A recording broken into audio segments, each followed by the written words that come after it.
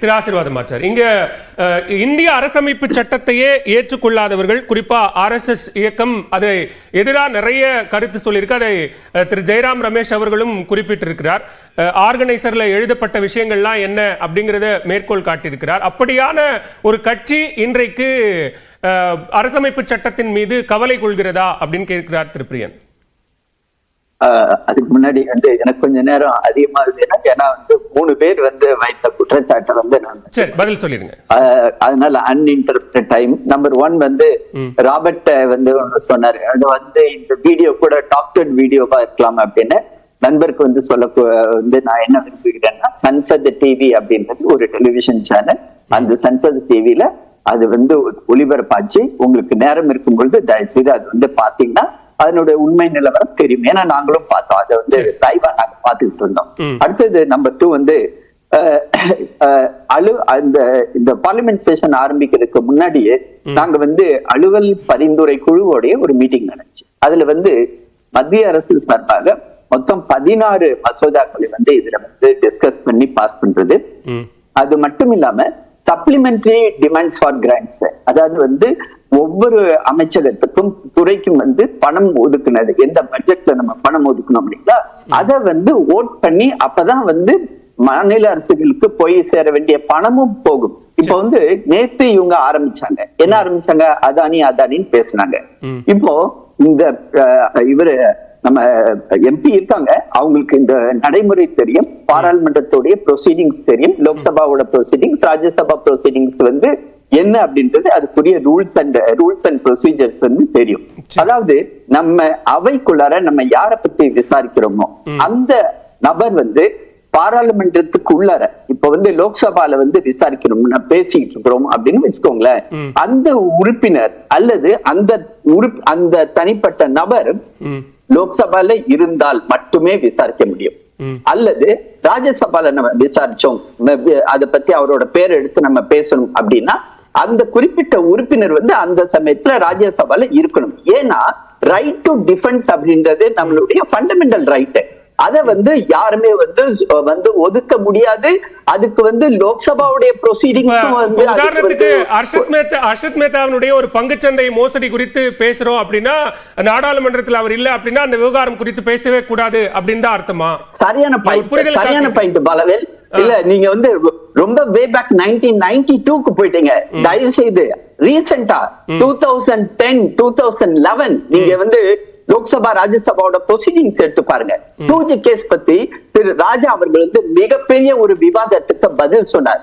அந்த சமயத்துல கூட அவர் ஒரு குறிப்பிட்ட கம்பெனிகளுடைய பேரை எடுத்து அந்த கம்பெனிகளுடைய உரிமையாளர்களுடைய பேரையும் எடுக்க முயன்றார். அந்த சமயத்துல கூட சபாநாயகர் இந்த இடத்துல யாருடைய பெயரையும் எடுக்க கூடாது, நீங்கள் கொள்கை முடிவுகள் பத்தி நீங்க பேசுறதுக்கு முழு உரிமை உண்டு, ஆனால் ஒரு குறிப்பிட்ட நபரை பத்தி பேசும்பொழுது அவர் இங்க இருக்க முடியாது. ஏன்னா நீங்க அதானின்னு நீங்க பேசுறீங்க இல்லீங்களா, அதானி லோக்சபா மெம்பர் கிடையாது, ராஜ்யசபா மெம்பர் கிடையாது. அவர் எப்படி டிஃபெண்ட் பண்ணுவார் தன்னைத்தானே? ஆக இதன் காரணமாக தான் சபாநாயகர் தொடர்ந்து இது போன A1 A2 அப்படின்னு ஏன் ராகுல் காந்தி பேசினாரு? தயவு செய்து நம்ம நண்பர் MP இதுக்கு பதில் சொல்லட்டும். ஏன்? அவருக்கே தெரியும், அவர் MP, அதனால தெரியும். ராகுல் காந்தி கூட அதானி அம்பானின்னு பேர் எடுத்து பேச மாட்டாரு, A1 A2 சொல்றாரு. ஏன்னா அதுக்குரிய சட்ட திட்டங்கள், parliamentary procedures, rules and regulations இருக்குது. சோ அதன் காரணமாகத்தான் தொடர்ந்து அதை பற்றி பேசும் பொழுது அதற்கு முற்றுப்புள்ளி வைக்கப்படுகிறது. நீங்க ஒரு 16 மசோதாவை பெஞ்ச் பண்ணணும், அதற்கான ஒரு ப்ரொடக்டிவிட்டியை ஏற்படுத்தணும்னு கோரிக்கை வச்சோம் அப்படின்னு சொன்னீங்க.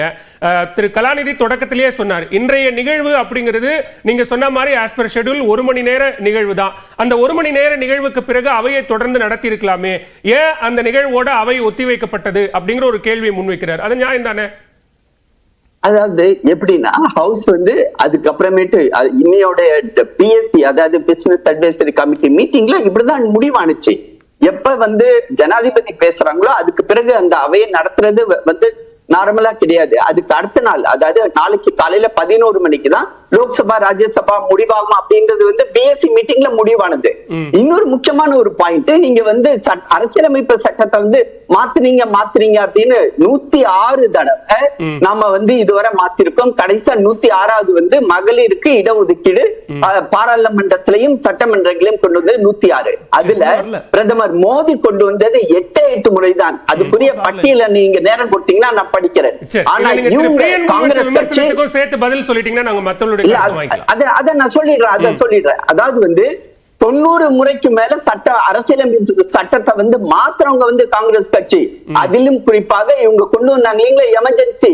எந்த எமர்ஜென்சில காங்கிரஸ் கட்சி வந்து உள்ளுக்குள்ள இருந்தாங்களோ கிட்டத்தட்ட 1,50,000 பேர் அரசியல் வந்து கைதிகள் இருந்தாங்க. அதிலும் குறிப்பாக எங்க கட்சியை சேர்ந்தவங்க வந்து 75,000 பேர் ஜெயில இருந்தாங்க அந்த சமயத்துல. இதே மாதிரி திமுக உறுப்பினர்களும் அந்த சமயத்துல திமுக தலைவர்களும் இருந்தாங்க. எல்லாத்தையும் மறந்துட்டு இன்னைக்கு காங்கிரஸ் கூட கூட்டணி வச்சுக்கொண்ட ஒரே காரணத்துக்காக நீங்க வந்து காங்கிரஸ்க்கு சப்போர்ட் பண்றது எங்களுக்கு வருத்தமாகத்தான் இருக்கிறது.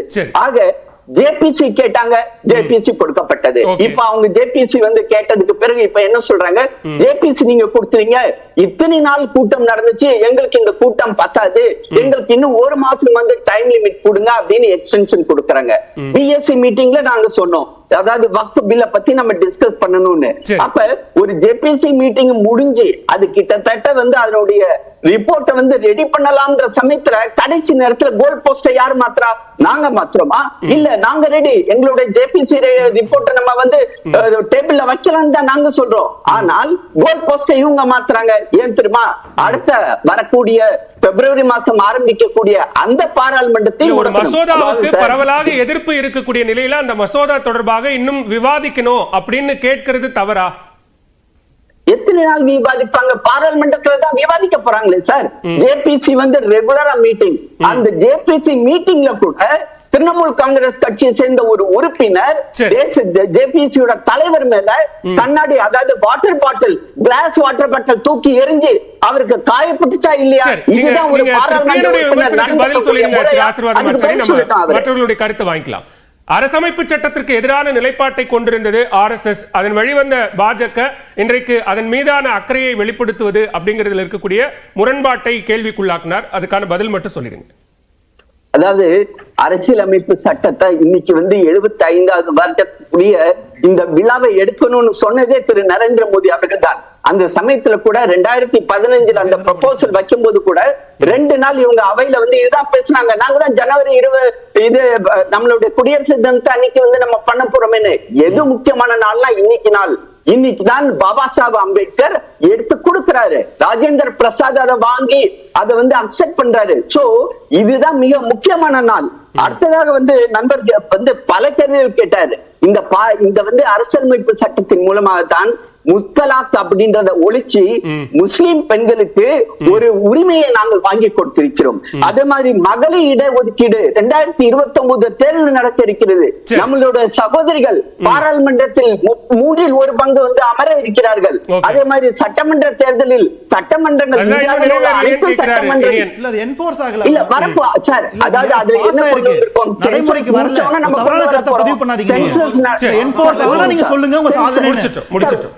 ஒரு நிமிஷம் நீங்க உங்க டைம் இருக்கும்போது பேசுங்க. சென்சஸ் நடக்க போது, சென்சஸ் வரும்போது ஆட்டோமேட்டிக்கா அதுவும் வரப்போகுது. டிலிமிட்டேஷன் ப்ராசஸும் அதுல பெண்டிங் இருக்குது. அதே மாதிரி பாத்தீங்கன்னா இவங்க கேட்டாங்க இல்லீங்களா, 4 கோடி பேருக்கு வந்து இன்னைக்கு நாங்க வீடு கட்டி கொடுத்திருக்கோம் சார்.